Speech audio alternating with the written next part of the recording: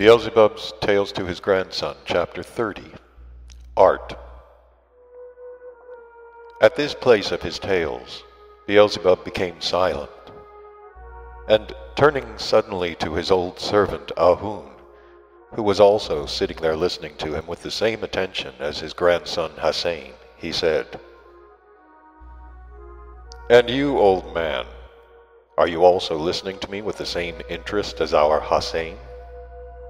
Weren't you yourself personally with me everywhere on that planet Earth? And didn't you see with your own eyes and sense for yourself everything about what I'm relating to, Hassain? Instead of just sitting there open-mouthed at my tales, you also tell our favorite something. There is no getting out of it. We have got to tell him all we can about those strange three-brained beings, seeing that they have so intensely interested him. Surely you must have been interested in one aspect or another of these queer ducks? Well, tell us something just about that aspect."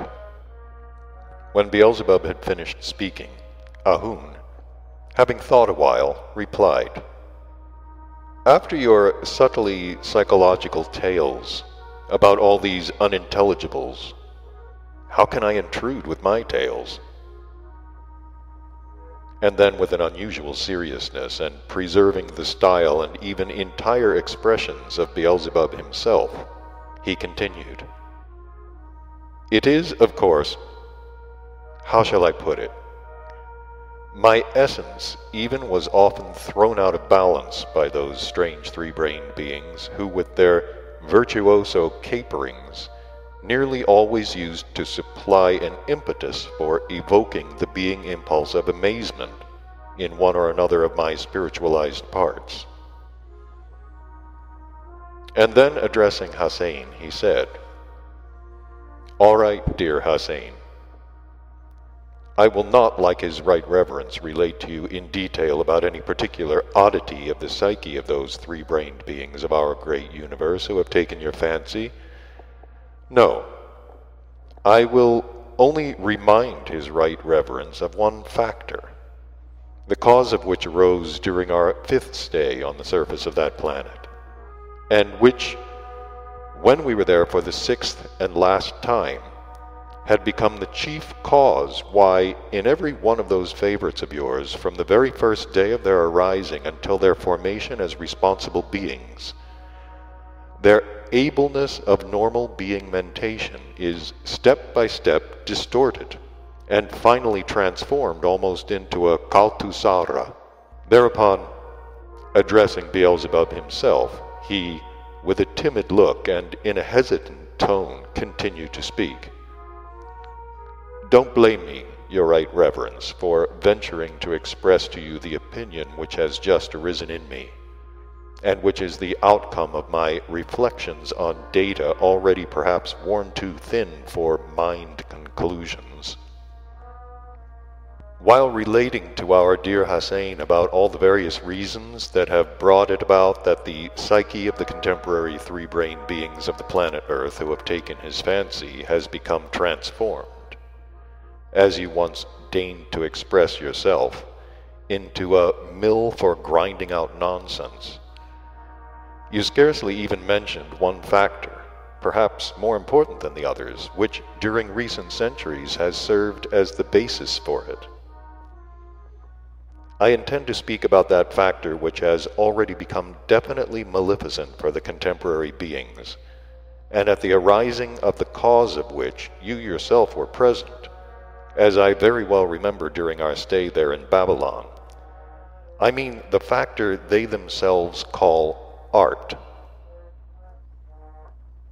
If you should consent in your wisdom to take up that question in detail, then, according to my understanding, our dear Hassain will have perhaps the choicest material for his better elucidation of all the abnormal strangeness of the psyche of the three-brained beings, who in most recent times arise on that planet Earth which has interested him."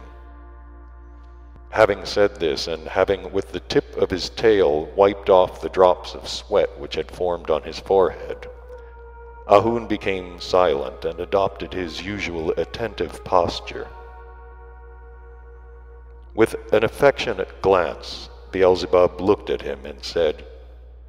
"Thank you, old man, for reminding me of this. It is true that I have scarcely even mentioned that indeed harmful factor, created also by them themselves for the final atrophy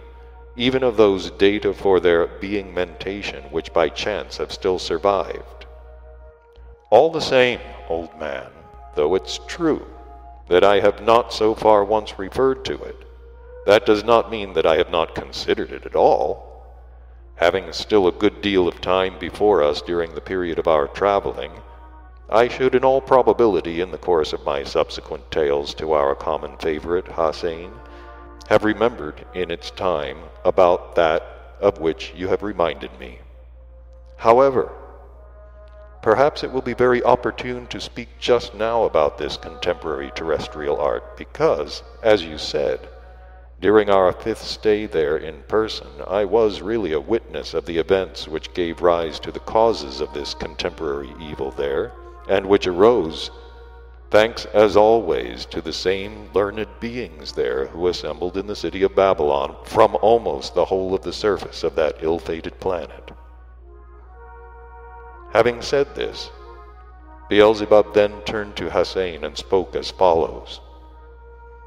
"This same already definite idea there, now existing there under the denomination art, is, at the present time, for those unhappy favorites of yours, one of those automatically acting data, the totality of which of itself, gradually, and though almost imperceptibly, yet very surely, converts them, that is, beings having in their presences every possibility for becoming particles of a part of divinity, merely into what is called living flesh. For an all-round enlightenment of the question about the famous contemporary terrestrial art, and for your clear understanding of how it all came about, you must first know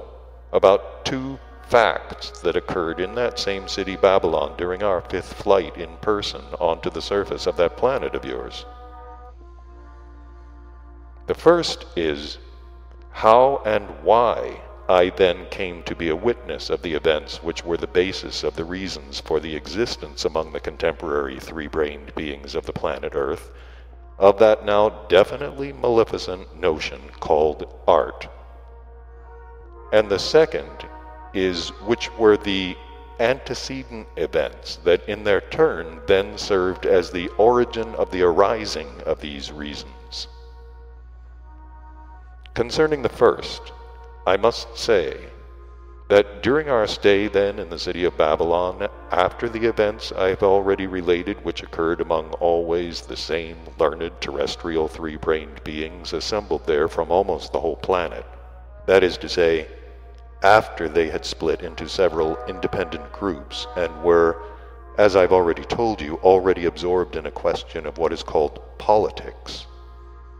And as I intended at that time to leave Babylon and to continue my observations among the beings of the then already powerful community called Hellas, I decided without delay to learn their speech. From then on, I chose to visit those places in the city of Babylon and meet those beings there, which would be of most use in my practical study of their speech. Once, when I was walking in a certain street of the city of Babylon, not far from our house, I saw on a large building, which I had already many times passed, what